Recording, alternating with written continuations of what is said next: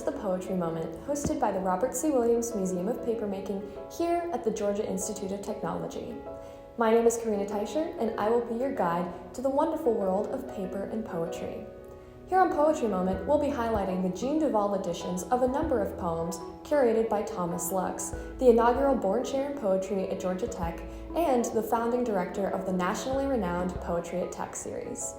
Poetry Moment is a branch of RCW's larger exhibit, Radical Generosity, which is on view from January 17th to June 10th, 2022. Radical Generosity is an exploration of Thomas Lux's work as not only the editor of the Jean Duval editions, but also as an advocate for the power of poetry. If you're interested in learning more about this exhibit, please go to paper.gatech.edu. In this episode, we'll be reading excerpts from Dawn Lonsinger's chapbook, The Linoleum Crop. We'll also be reading from Terry L. Kennedy's chapbook, Until the Light Shatters the Clouds That Plate Our Lives.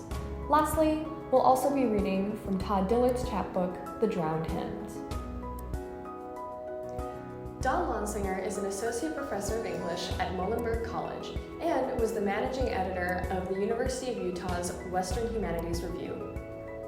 Terry L. Kennedy is the director of the MFA Writing Program at the University of North Carolina, Greensboro, the editor of the Greensboro Review, and the editor of Story South.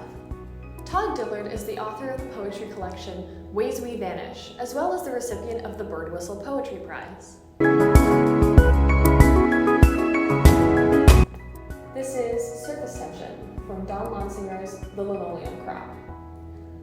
The wind leaks into the house and becomes something else, curls its dissemination against the wood flooring, stunning because it bleeds its origin, limelight swan.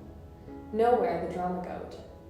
Silence streaming from the violin spider's legs into the outerscape of nothingness and collision. A discipline eclipse. Radio songlessness. My skin is fogged with the smell of chicken concentrate, powder into water, film without echo. Yet the organic canisters expand everywhere like sugar snap peas in your hair. Eggs sewn into curves, heart bulges, delicate things swollen in the bright math. Come tip this translation on the Inamore staircase. Paraphrase the lawn, hair whisper, that lowers itself down into the inner core. The swing set bound to this single iron crystal, but still swinging. Dear blind ballast, the skin is almost always stretched taut. This is Ballad of the Mountain Turtle from Terry L. Kennedy's Until the Clouds Shatter the Light That Plates Our Lives. And when it was finally over, I was happy for the silence there, and the dark. When eating blackberries by the side of the road, I had no one to share them with but myself. And when the late summer showers left an insular glenwood neatly installed in the bank of the river, its enameled surface turned the leaves so vibrant you'd swear they'd been glazed and overfilled. The green about to burst through, only a mother and her ducklings bore witness, a tide fly and a run of line.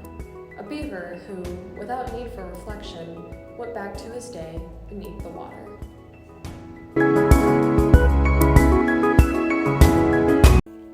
This is the hymn of Foal from Todd Dillard's The Drowned Hymns. A memory song. Barn darkness, the newborn foal falls, rises, falls again. I pull a cloud of damp and straw sweet into my mouth like a lover's tongue. My son wraps his hands around the cord and twists, severing mare from foal, and wipes the slick off on his jeans. Across the yard, his little brother practices on the upright. Mozart's Fantasy, Bach's Prelude, awkward arpeggios stumbling into twilight.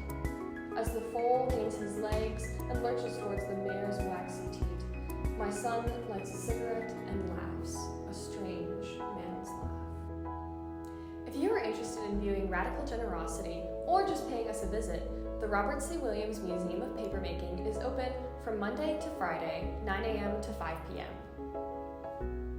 We're located on the edge of Georgia Tech's campus at 500 10th Street Northwest on the corner of 10th and Hemp Hill.